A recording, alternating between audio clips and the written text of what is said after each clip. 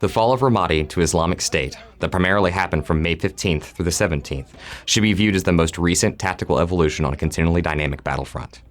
This front runs along the Euphrates River Valley in the predominantly Sunni Anbar province. The entire range, from just west of Baghdad to the Haditha Dam, has multiple strongpoints that have consistently shifted ownership in the ongoing battle with Islamic State that has raged since mid-2014. Ramadi is one of these strongpoints, whose ownership has consistently shifted back and forth between Baghdad and Islamic State. This most recent fall of Ramadi benefits Islamic State most in the material acquired that was left behind by retreating Iraqi security forces. This victory also serves as excellent fodder for the Islamic State propaganda machine.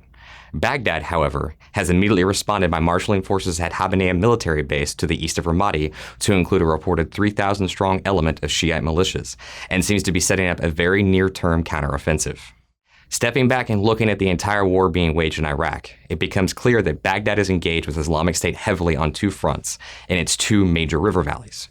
Baji and Ramadi have been the key respective battles on both fronts. Every time Baghdad committed forces and seen success in one battle, the other battle turned against them.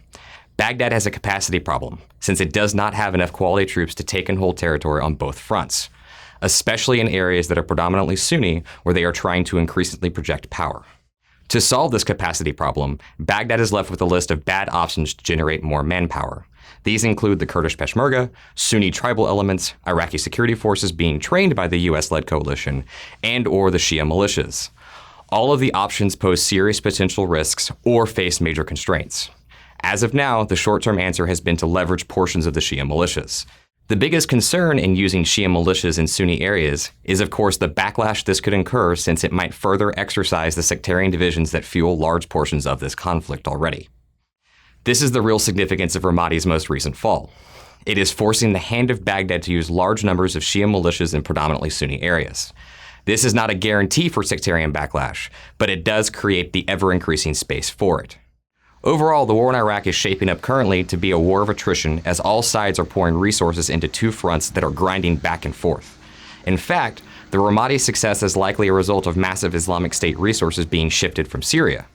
As of yet, there are no signs that any of the sides are breaking, but the very large mass of forces arrayed against Islamic State has the advantage in resources, but only if they can continue to work against Islamic State and avoid infighting.